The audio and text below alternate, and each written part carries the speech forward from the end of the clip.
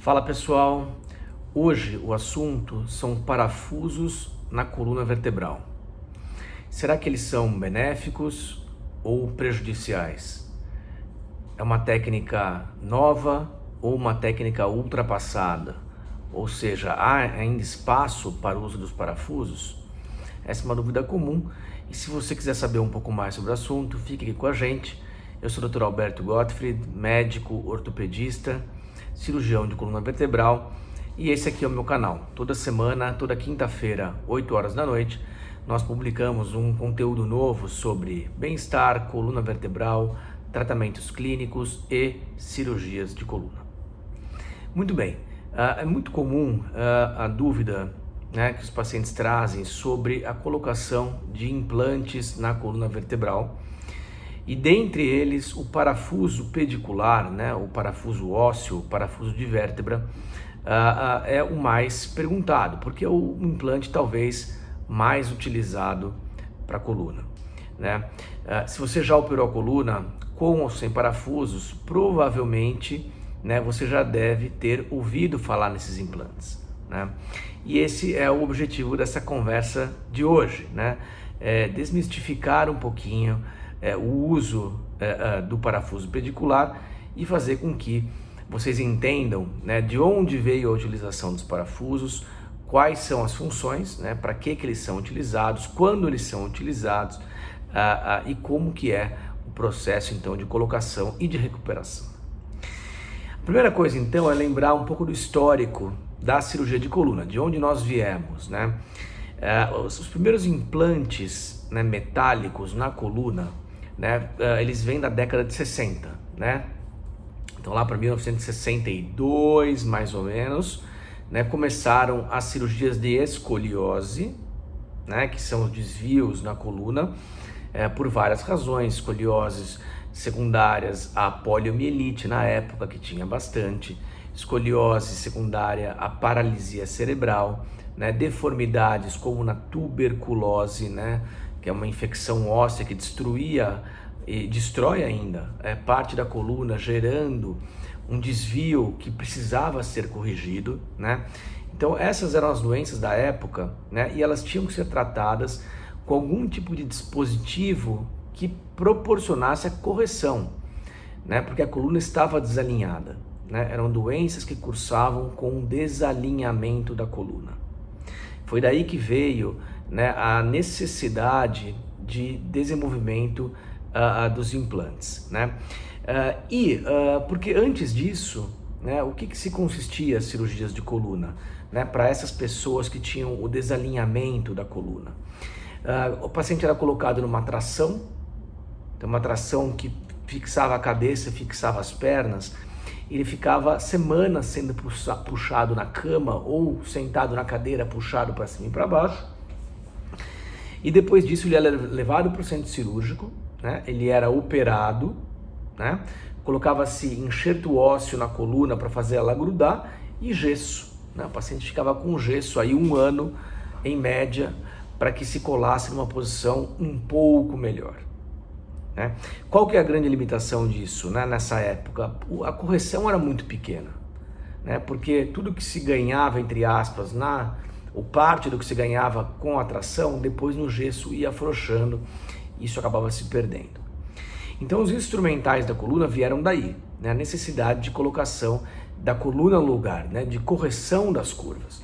Então a primeira geração de implantes veio na década de 60 com Paul Harrington. Então, era uma fixação frágil ainda, porque era um ganchinho em cima, um gancho embaixo, uma única haste. Então, toda a força de correção era em 2 pontos da coluna. Então, isso tinha complicações, poderia soltar, e soltava às vezes. O paciente tinha que ser reoperado porque soltava. Então, era uma técnica que ela tinha que ser suplementada com gesso. Então, além da cirurgia, gesso por mais 6 meses ou 1 ano nesses pacientes. Isso foi evoluindo na década de 70, apareceu a segunda geração de implantes, aí com alguns fios metálicos que eram colocados dentro da coluna. Década de 80 vieram os ganchos, que são utilizados até hoje em algumas situações. E final da década de 80, 88 para frente, aí se 84 na verdade, depois de 88, vieram então a geração dos parafusos pediculares, né, que são parafusos que ficam dentro da coluna, né? Então essa daqui é a vértebra, né? Então se a gente olhar aqui, né, aqui é a parte de trás, pessoal, e aqui é a parte da frente da vértebra. O parafuso, ele fica aqui dentro, né? Ele entra por aqui, é aqui que eu estou colocando na frente, mas ele passa por dentro desse cilindro ósseo aqui e fica dentro da vértebra. Cada vértebra pode comportar até 2 parafusos, um de cada lado. Eles ficam dentro da vértebra. Então esses parafusos, eles realmente apresentaram ali grande vantagem em relação a todas as outras técnicas, né? Por quê? Porque eles permitiam, em primeiro lugar, maior correção das deformidades. Então as curvas que eram corrigidas menos passaram a ser corrigidas mais, porque os parafusos dão mais poder de correção, são mais estáveis, né? E possuem aí vantagens em relação à correção e estabilidade, e dispensam também o uso de imobilização externa, né? Então com o parafuso você não precisa colocar um colete, um gesso depois da cirurgia.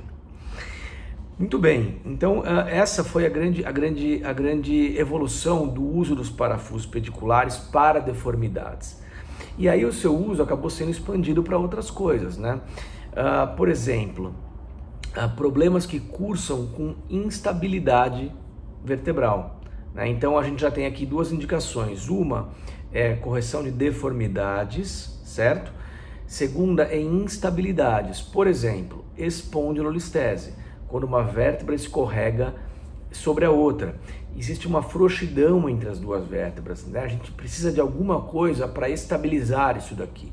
Então os parafusos entram como a principal peça aqui cirúrgica para que a gente possa estabilizar a coluna. Outra indicação, fraturas, né? Então a coluna quebrou, deformou, está instável, o parafuso pedicular é muito bem indicado, né? Ressecção de tumores, né? Então imagina um tumor na coluna, que uma parte da coluna tem que ser retirada. Isso está relacionado com a instabilidade da coluna. Então a coluna ela é estabilizada com parafusos, né?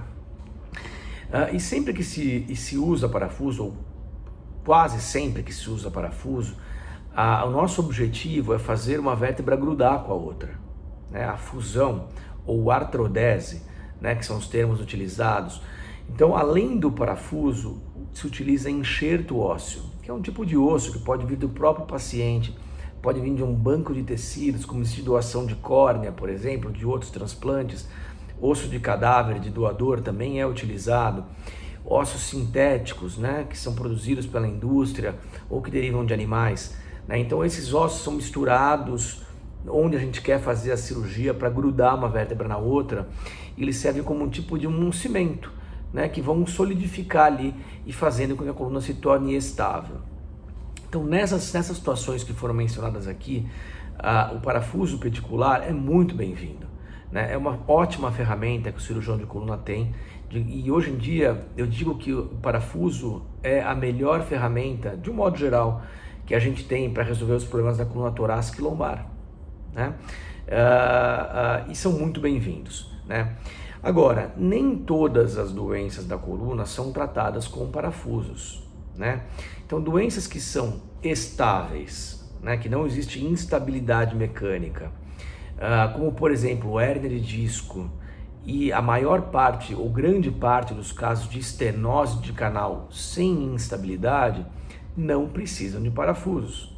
Eu acho que é aí que entra um pouco de discussão do uso do parafuso ou não, né? Porque tem muitas doenças que não precisam de nenhum tipo de estabilização, porque são doenças já naturalmente estáveis. Então, nesses casos, não precisa colocar nenhum tipo de implante. As cirurgias feitas são basicamente descompressivas, né? Então a gente olha o problema onde está a compressão e faz uma micro-raspagem, e isso é tudo que o paciente precisa. Agora, essa é uma situação totalmente diferente daquelas de deformidade vertebral ou de instabilidade, onde é necessário alguma coisa a mais. É necessário que a coluna se torne estável, e para isso se usam os implantes. Outra dúvida que as pessoas têm é sobre a retirada, né, se os parafusos ficam para sempre ou se eles têm que ser retirados. A resposta é, salvo poucas exceções, os parafusos ficam para sempre. Eles ficam muito profundos, você não consegue pôr a mão e sentir eles na imensa maioria dos casos, né? Principalmente na coluna lombar, né? Eles não são acessíveis com um toque na pele, porque eles são muito profundos. Então imagine que aqui tem a coluna, aí tem uma camada de músculo que vem até aqui, a pele está na minha mão. A gente tem toda essa camada muscular, né, até chegar aqui na coluna, e os parafusos ficam, de certa forma, escondidos aqui. Então você não consegue fazer o toque neles. E as poucas indicações para retirada de parafusos são infecções, né, que não são rejeições. Infecção é bactéria colada no parafuso. Felizmente isso é raro, né? Obviamente depende de vários fatores. Depende da técnica cirúrgica, depende do hospital, depende da doença, depende da condição do paciente, se o status nutricional dele é bom, da doença que ele tem, se ele fuma, se ele é diabético, são várias. A equação é um pouco complexa, mas em pacientes sem grandes comorbidades e com cirurgias que não são de alta complexidade, né, a taxa de infecção nos hospitais brasileiros, felizmente, é muito baixa.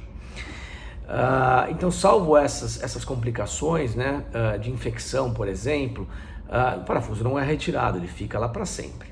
Ele vai te causar algum prejuízo? Não, porque se a gente lembrar, né, que o parafuso está junto com o enxerto ósseo, a hora que esse enxerto ósseo cicatrizar, né, o parafuso ele praticamente perde a sua função, porque já grudou, já foi resolvido a questão da instabilidade e o parafuso fica ali quietinho, então para sempre, e não costuma incomodar.